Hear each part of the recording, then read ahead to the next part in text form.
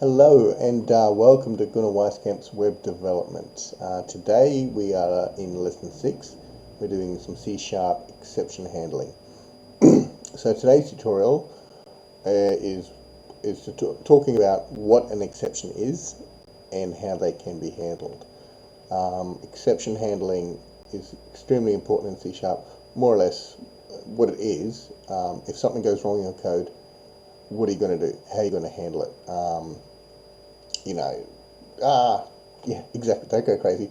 But exception handling is a process that allows you to handle if something goes wrong in your code. So, if you want to create today's tutorial, I'm in 2013, just a new project, and we're creating a simple console application. So here's the framework I've used, but the framework's not really that important on this tutorial. Oops, clicked too quick again. Right. So, let's grab some code.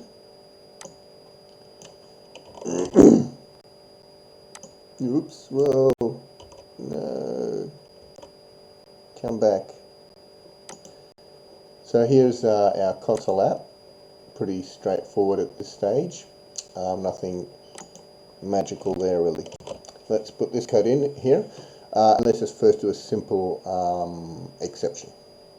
Right, so we've got a couple of variables here, an int and a string, and what we're going to do is we're going to cause an exception to happen, and what we're going to do, the way we're going to do that is this number, as mentioned, is an int, and we're going to use this convert to int16 to convert this object here, or to try to convert it into a number.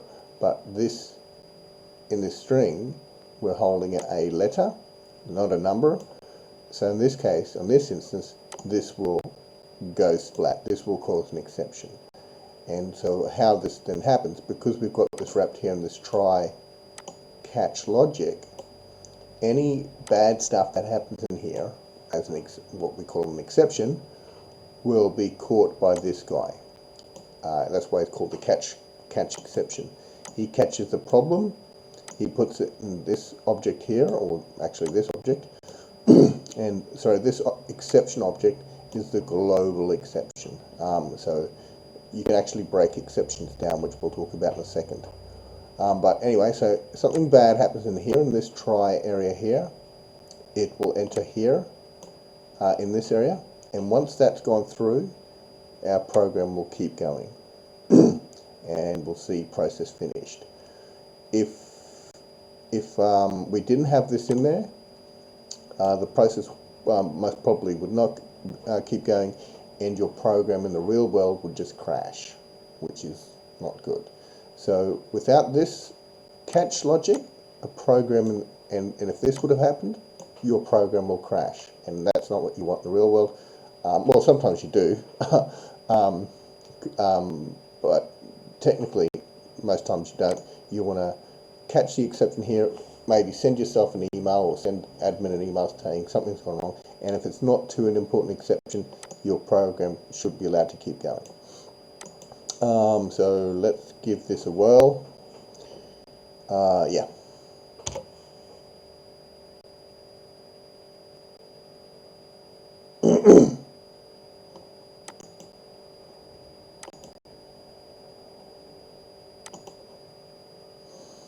I'll just toggle that breakpoint.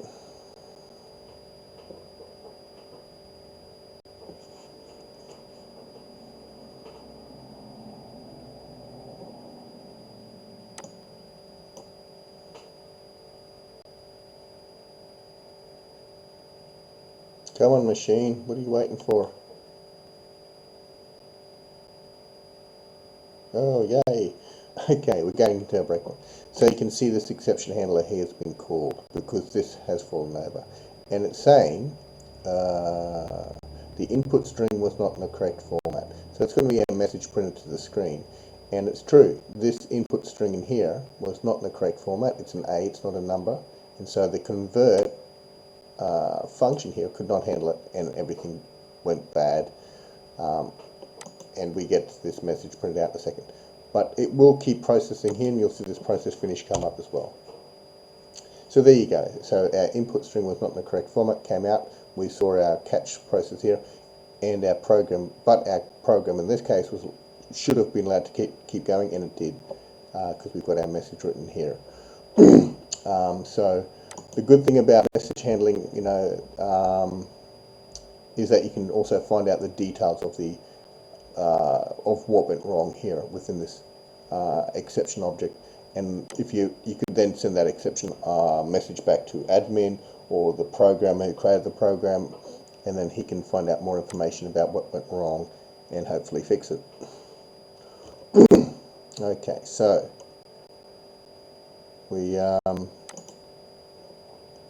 so this is our little piece of code for number 2.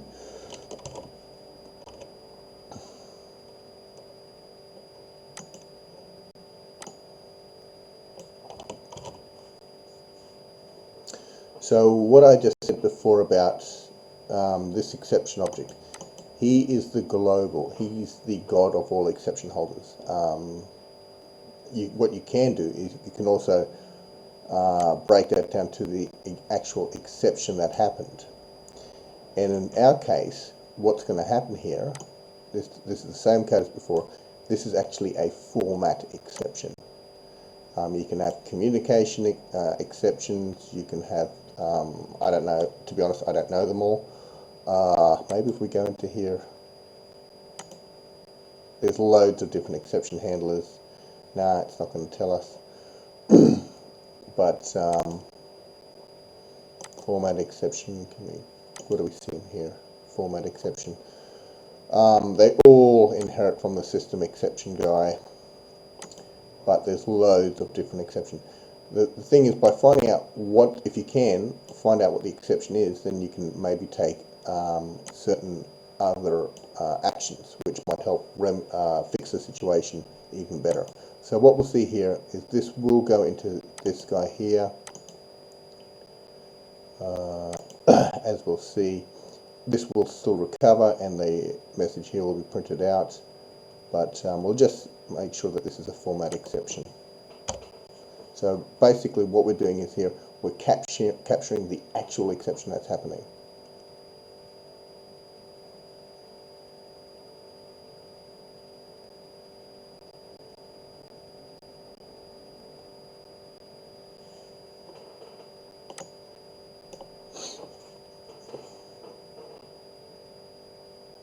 So there we go. So if we look up here in our high level area, it'll tell us, so it's telling us, see, this is a format exception in there. Can it tell? No, anyway, so it's telling us in here this is a format exception. So that's why it's gone in here, because this is a format exception. And again, so we can print this to the screen. We are printing at the screen, but you could send this information also to admin, your developer, to say more specific about what sort of exception it is. The more information a developer has to fix the problem, the better. So again, it's still recovered gracefully there. So that's that one. Now our last bit of code is a little bit more sophisticated.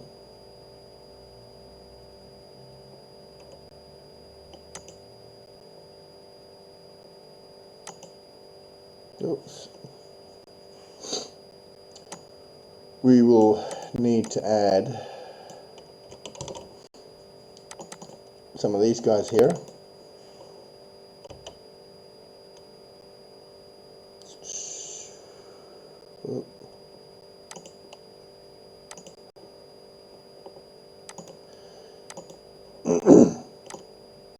So what we'll be doing here is we'll be making a custom exception.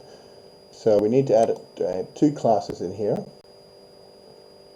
Custom exceptions are very useful.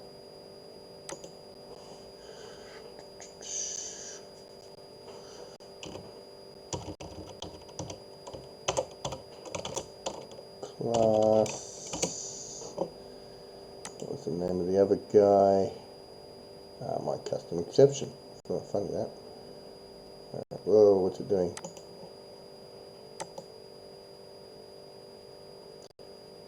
Class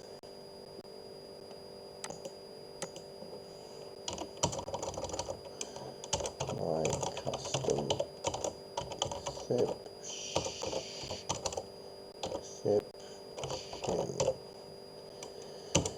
There we go. Let's grab the code for it.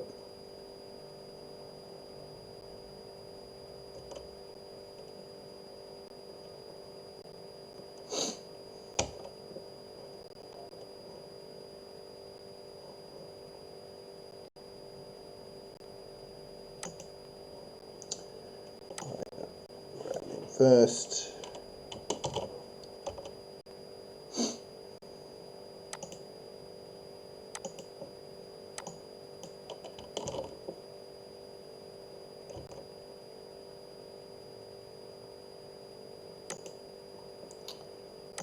class, so we've got a bit of code in here.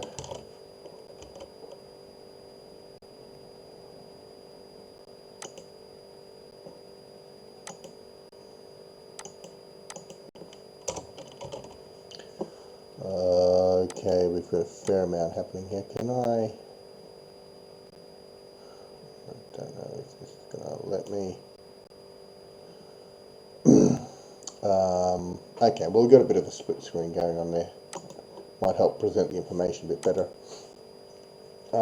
Okay, let's start from our program area.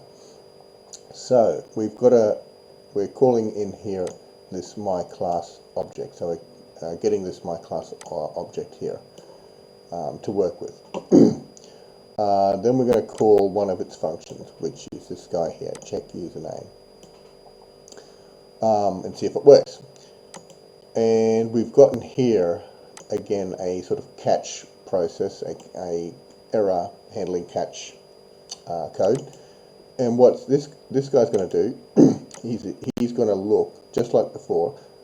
Instead of the actual exception, he's going to look to say, is this my custom exception? And if it is, write the message out. And in this case, what we're doing in here, in our check username, all we're doing here is doing a check username process. And in the real world, you'd have this a bit different. So what this code's meant to do is check if a user's logging in and the username is correct. In the real world, you'd have some sort of database technology in here to check this username. Here, I've just made sure that that both of these are going to be true. That this will end up as true, and that this custom exception, we're going to have a sort of custom exception here in this case, is going to be returned. The username you entered already exists. And so, in this case, it'll end up in here, and some sort of message can be put back to this sort of friendly user message can be put back easily to the user. And in this case, we do actually want our program to keep going. This is definitely not an exception where we want the program to stop, because we want to inform the user.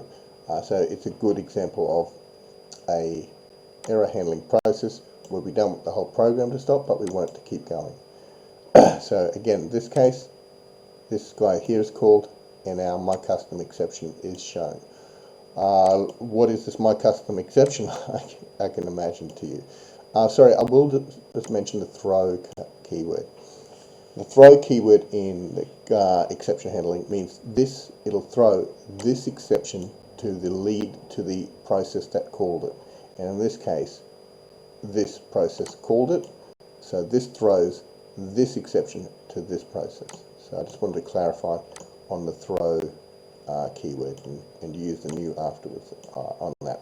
But the throw keyword is important when handling these sort of exceptions. So how is this exception made? Quite simply, just in this sense.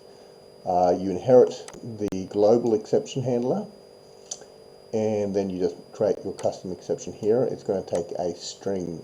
In this case, you can have many different other parameters in here. You can, whatever your custom process might need, not just a string.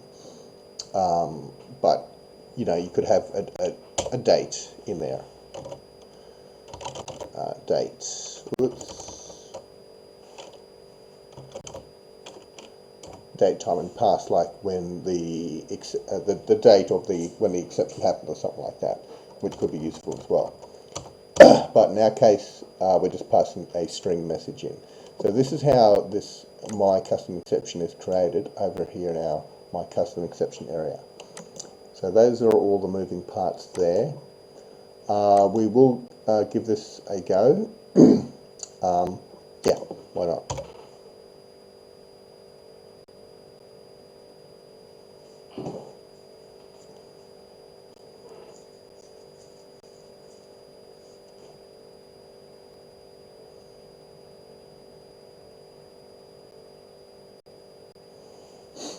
There we go. So Tom equals Tom, so the custom exception says no, you can't use that. What I should have probably done is here is pass this in as a variable to make this a better example. But I think you get the gist of the whole process. So the username you entered already exists. It went in here. Any code underneath that, I should have probably left him there. Any code underneath that will not be executed. It'll go then into here, and which is the read line. Yes, I probably should have. So we're going to, the thing of custom exception messages, as this one will describe, you can here put in any text you want. So in this case, let's just demonstrate this a bit better for you. So in this time we're calling the check age function, and it's also got a validator in there. If you're under 18, you can't do this service. You can't have this service. That's what this is about. But it's using the my custom exception again, and so here I'm emphasizing that you can pass in here whatever message you want the user to see. So this my custom exception is very flexible because you can use it in many parts of your program to give the user a good message. And what I want to emphasize here is this function. It'll go in here. The exception will happen. It'll go in here, and this will not run. So we'll only get one message out.